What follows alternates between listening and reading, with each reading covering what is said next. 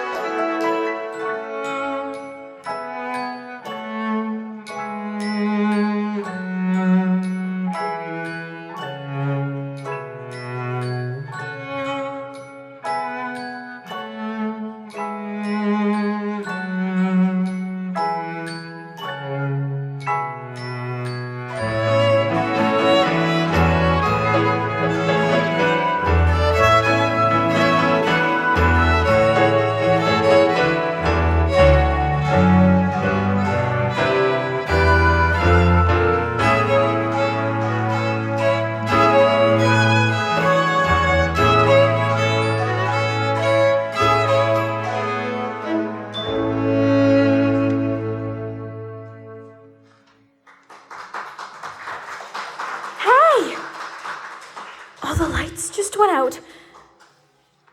That's weird. It's totally dark in my house, and it's quiet, too. I can't even hear the sound of the refrigerator running. I feel my way to the window and look out. Our whole street is dark. Oh no, it's another power failure. That means no TV and no video games.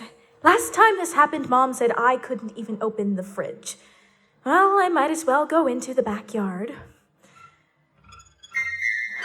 I'm bored. It's so dark. I can't even see our fence or the trees or my bike. I wave my hand in front of my face. Hello? Nothing. I reach my arms out and carefully make my way to my favorite spot in the garden, my hammock, and flop down in it. What am I supposed to do? But as I lie back and look up, I see something amazing. Stars!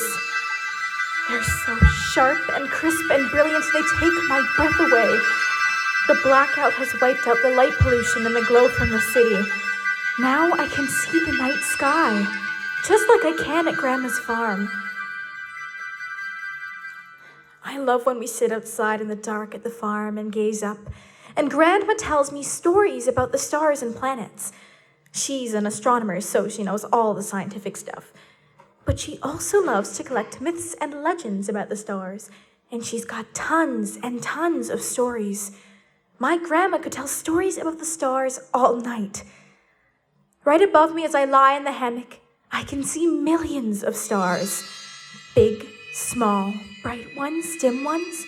Some of the stars make shapes, like a connect the dots picture. Those shapes are called constellations, and Grandma knows stories from all over the world about the constellations. The stories try to explain how they got there, what they are, and what they mean. These stories about the stars come from all cultures and go back way before recorded history. I guess the night sky must be human beings' oldest picture book. Right in front of me, I can see 7 really bright stars. Grandma told me that pattern of stars is called the Big Dipper. It really does look like a dipper, and there's a Little Dipper too. The Big and Little Dippers can be seen almost everywhere in the world, and there are lots of stories about them.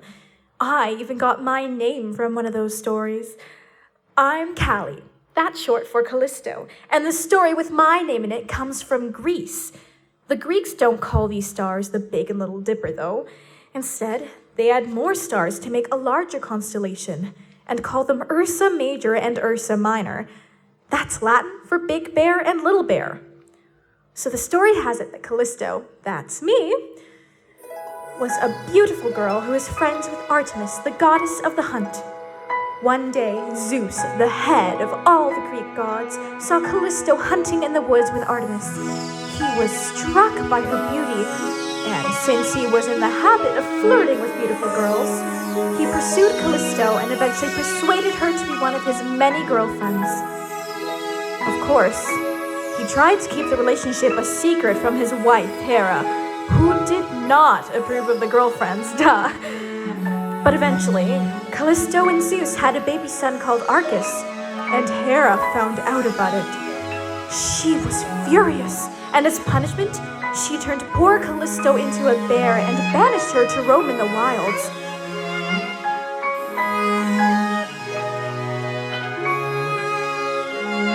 Arcus, meanwhile, grew up to be a great hunter. One day, while he was hunting deep in the woods, he encountered a bear. The bear behaved rather strangely, though. It didn't turn and run from the hunter.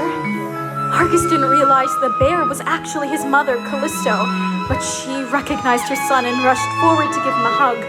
A big bear hug. Of course, she couldn't talk, only growl, and as this huge growling bear ran at him, Arcus took aim with his spear. Fortunately, Zeus saw what was about to happen, and he stepped in. He turned Arcus into a bear as well so that he and his mother could be together, and then Zeus grabbed both bears by their tails and threw them into the sky.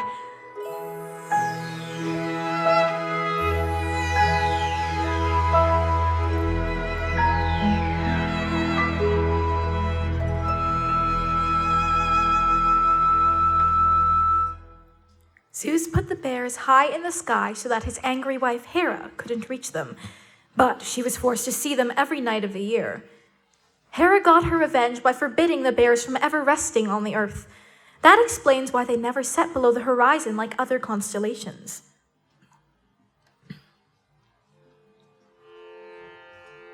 That's not the only story about the Big Dipper, though.